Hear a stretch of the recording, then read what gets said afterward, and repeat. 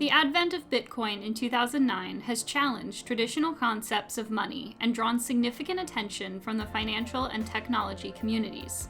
With online exchanges, virtual currencies are now accessible to the everyday investor, and related fortunes have been made and lost in short order. In this presentation, we'll provide an overview of the digital currency landscape and explore a number of numismatic connections. One might first start by asking, what is money? Much of our recorded history is straightforward on this point. Gold is money. The first gold coins were produced around 600 BC, and until the 20th century, gold circulated widely as a common medium of exchange. Gold is a natural selection for money. It's rare, durable, and easily formed into coins. Silver and copper have also played a role by satisfying a need for smaller denominations, but the gold standard, to coin a phrase, is simply gold, or at least it was for several millennia. In the 20th century, most countries moved toward fiat currency without gold backing. This separated national economies from the vagaries of gold production and allowed governments to more closely regulate money supplies and control inflation. Central banks could also now stimulate an economy by increasing the money supply.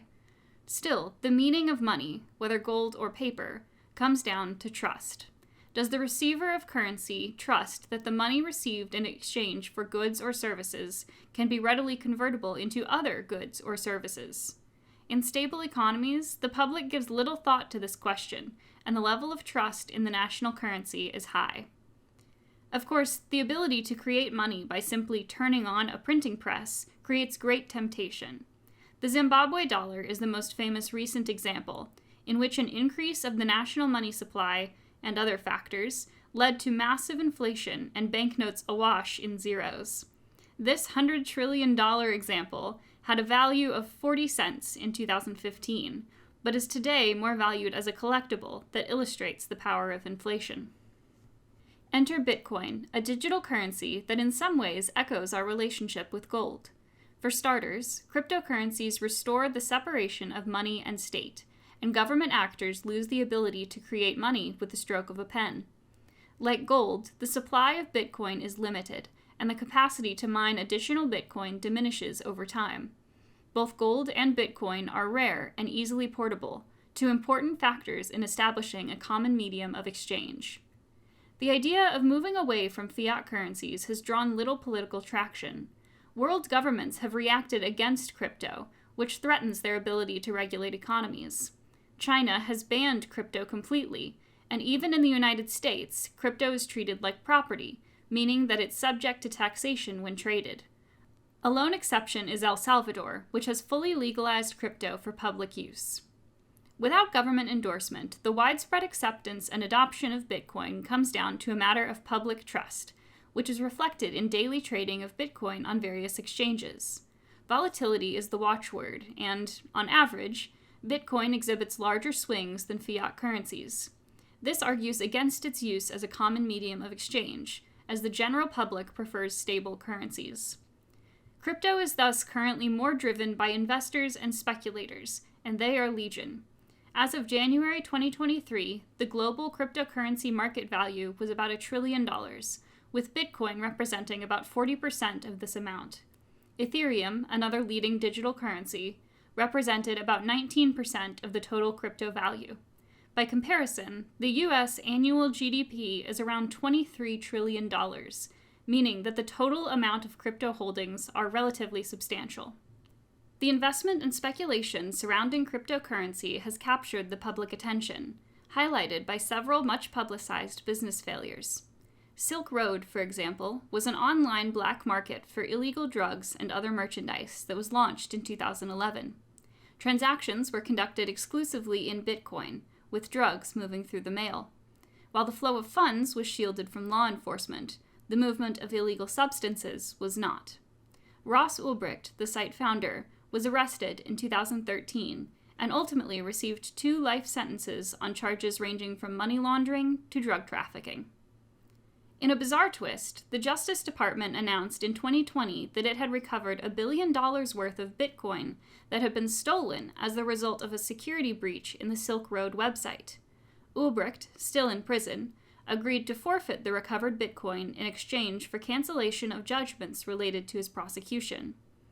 Mt. Gox, a Bitcoin exchange founded in 2010, failed in 2014 after it was learned that it had lost 750,000 Bitcoin, then representing a value of $473 million.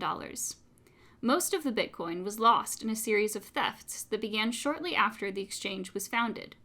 Stored in a so-called hot wallet, Bitcoin was surreptitiously acquired by hacking the Mt. Gox site.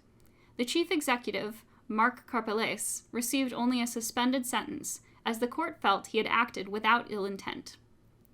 The Mt. Gox case highlights a drawback of crypto. Exchanges essentially act like banks and facilitate the movement of funds between account owners.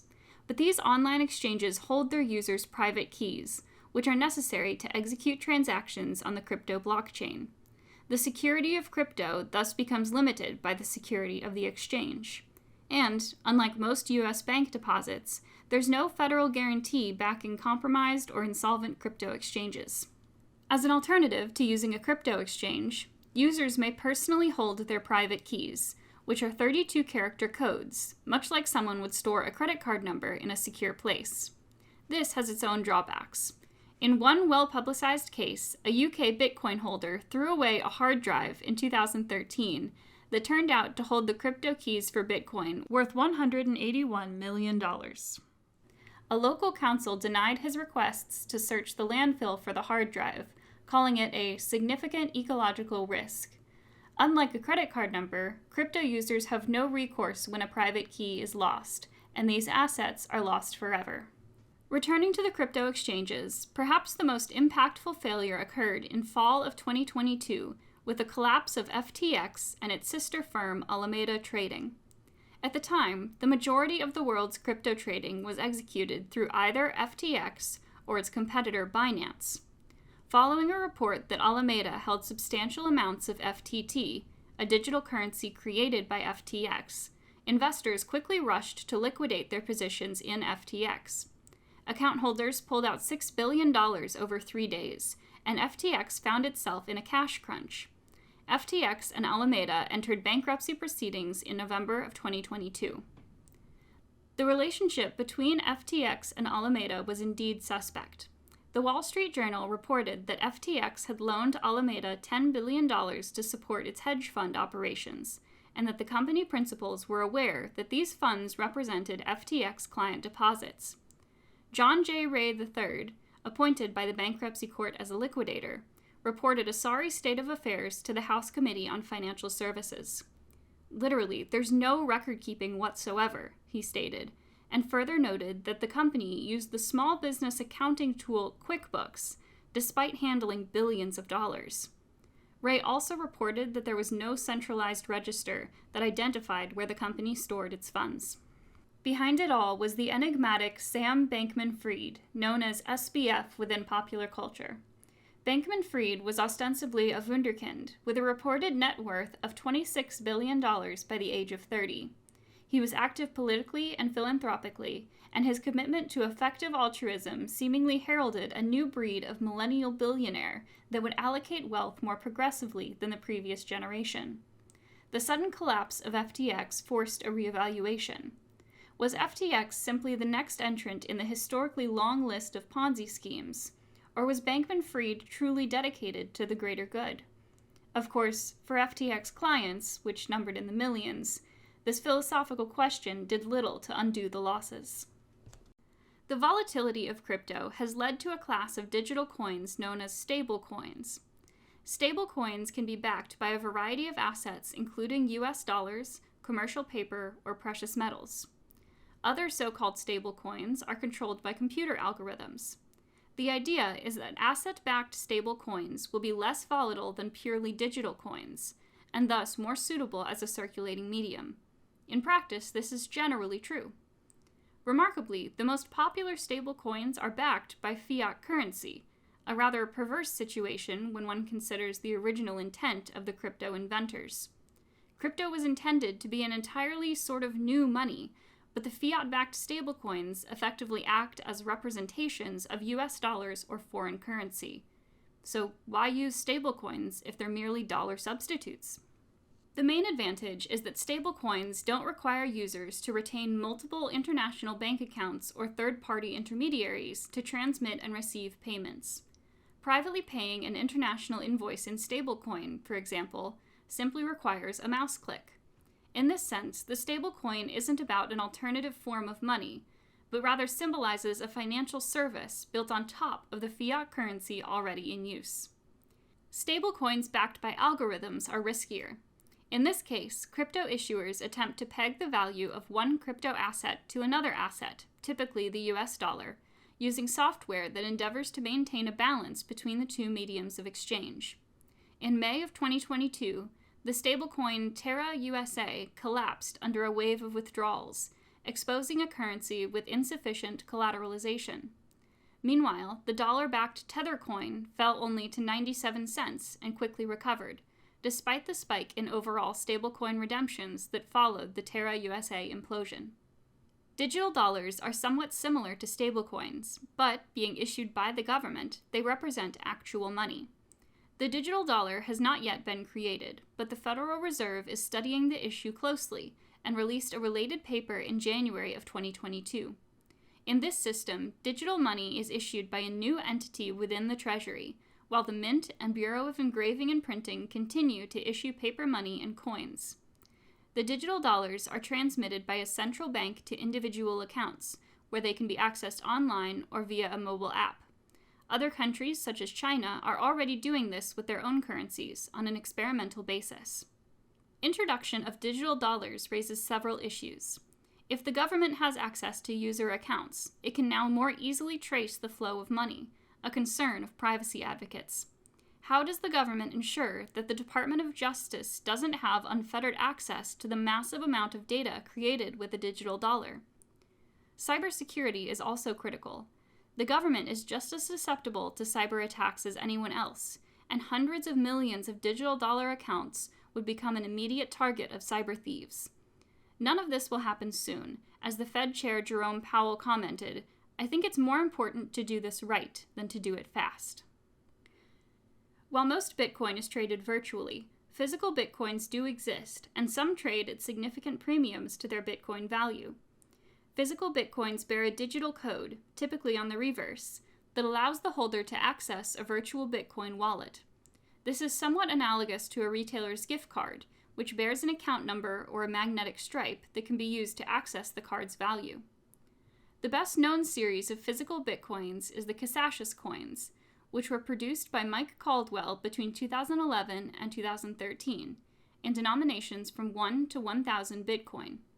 In total, about 28,000 coins were produced, with a total value of about 91,000 Bitcoin.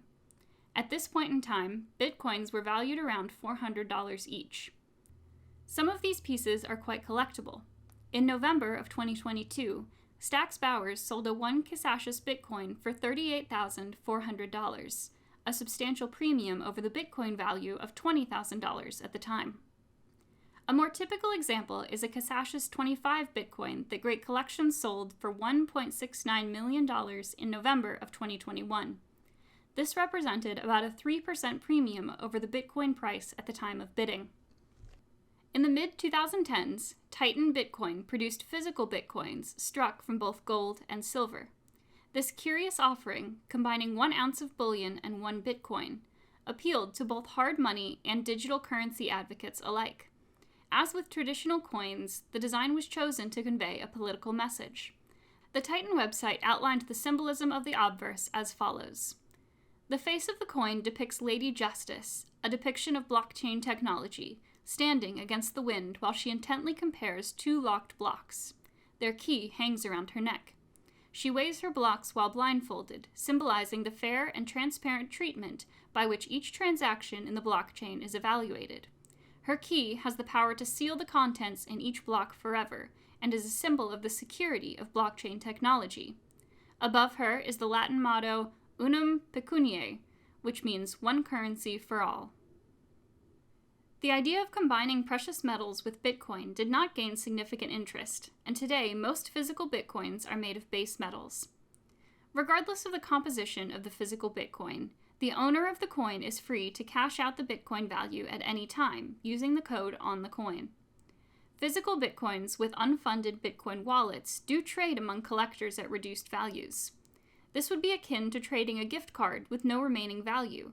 The card retains some appeal as a collectible, but this is minimal except in rare cases. In recent times, we've seen crypto rise to an all-time high, with a Bitcoin value of over $60,000 in November of 2021. Shortly before achieving this peak, Crypto.com issued Matt Damon's "Fortune Favors the Brave" commercial, a futuristic appeal squarely aimed at humanity's built-in compulsion to rise above the crowd. Let's have a look. History is filled with almosts, with those who almost adventured, who almost achieved, but ultimately, for them it proved to be too much. Then there are others, the ones who embrace the moment and commit. And in these moments of truth, these men and women, these mere mortals, just like you and me, as they peer over the edge, they calm their minds and steel their nerves with 4 simple words that have been whispered by the intrepid since the time of the Romans. Fortune favors the brave.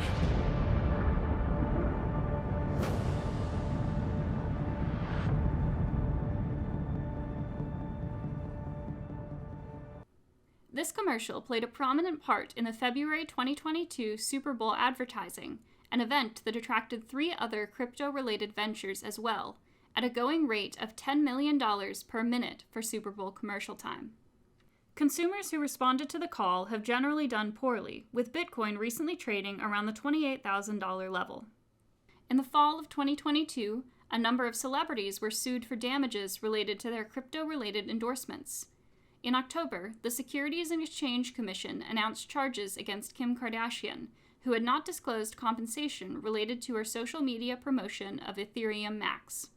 Kardashian settled with the SEC for $1.26 million. Other names involved in crypto-related litigation included high-profile stars such as Madonna, Justin Bieber, and Tom Brady, who appeared in a 2022 FTX Super Bowl commercial. Crypto ads were noticeably absent in the 2023 Super Bowl telecast. Still, the promise of crypto comes in an environment where technology has delivered solutions for problems that only a generation ago fell into the realm of science fiction. Who imagined a globally accessible store of information, or the ability to instantly connect with anyone in the civilized world? Or that these platforms would give rise to social media, and a trillion-dollar company whose main function was to freely enable users to search for information? Today, we believe in market and technology disruptions simply because we have witnessed them. In that context, the idea that unregulated digital bits might replace paper money is less of a stretch. One thought about the future of crypto is that it might replace, to some extent, the historical role of gold. The two assets share many attributes. Both act as part money and part investment. Neither are widely accepted in a retail context. And apart from some industrial uses, gold has no inherent value. You cannot eat it, wear it, or build a house with it. Its value simply comes from a ubiquitous acceptance of the yellow metal as a store of value. The digital generation may well view Bitcoin the same way.